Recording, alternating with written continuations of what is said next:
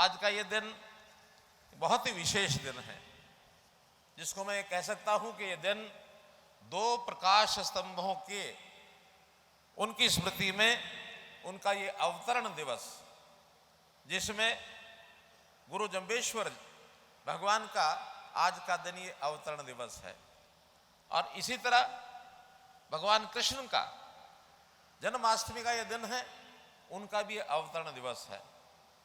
तो इस प्रकार से दो ऐसे महान व्यक्तित्व, महान विभूतियां, जिन्होंने समाज को अपने अपने ढंग से जागृत किया, ऐसे अवसर पर उनकी स्मृति में हम सब लोगों को बहुत से विषय बताए गए हैं। आखिर ये महापुरुषों के जीवन की घटनाएं हमको क्यों सुनाई जाती हैं? इसलिए सुनाई जाती हैं कि हम सब भी भले उनके बराबरी तो नहीं कर सकते, लेकिन उनके बताए मार्ग पर चलने की कोशिश जरूर कर सकते हैं। आखिर भगवान कृष्ण ने एक ऐसा संदेश दिया जीवन का सार जीने के लिए। उन्होंने युद्ध के मैदान में और गीता का एक संदेश, जीवन का एक सार, ये हमको बताया।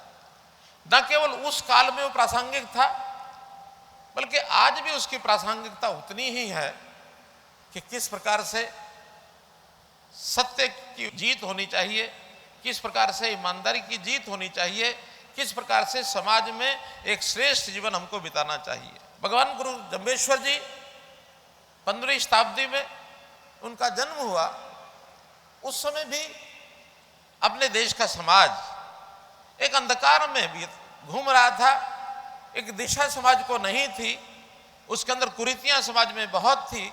तो इन कुरीतियों को दूर करने के लिए गुरु जम्बेश्वर जी ने अपना पूरा जीवन लगाया। और विशेष तौर पर प्रकृति का संरक्षण कैसे किया जाए। आखिर कुदरत से लड़ाई लड़ करके मनुष्य जीवन लंबे समय तक जी नहीं सकता है। कोई ना कोई अगर घटनाक्रम हुआ तो ये मानव जीवन को कई बार खतरा पैदा हो जाता है।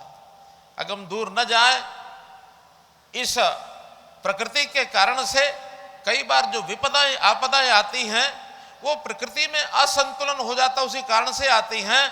कोविड का हम उदाहरण ले सकते हैं। कोविड ऐसी एक विकृति सारी दुनिया के लिए आ गई थी। उस समय लोग सोचते थे पता नहीं जीवन बचेगा कि नहीं बचेगा, क्योंकि हम प्रकृति के साथ खिलवाड़ करते हैं। और आखिर में देश के वैज्ञानिकों ने भी काम किया, लेकिन सबसे ज्यादा अगर संकट उस समय हुआ था तो ऑक्सीजन का संकट हुआ था। और इस ऑक्सीजन के संकट को यदि दूर किया जा सकता है तो वनस्पति से दूर किया जा सकता है, वो पेड़ पौधों से दूर किया जा सकता है, वो बड़े बड़े जंगलों के माध्यम से दूर किया जा सकता है। लेकिन कुरीतियां हमारे यहाँ क्या आ गई थी कि जंगलों को काटना शुरू कर दिया हमने। अपने उपयोग के लिए चिंता नहीं की कि वनस्पति इसको काटना नहीं चाहिए। और उसके लिए, इस चीज को रोकने के लिए अगर किसी को श्रेय, सबसे पहला श्रेय दिया जा सकता है तो गुरु जम्बेश्वर को दिया जा सकता है कि जो उन्होंने प्रकृति के साथ कोई खिलवाड़ न करे, समाज में ये चेतना जागृत की। बहुत सी मांगे यहां रखी गई हैं कि जो मटका चौक है उसका नाम चौधरी भजनलाल चौक कर दिया जाए, ताकि वहां उनके स्मरण में ये चीज बनी रहे।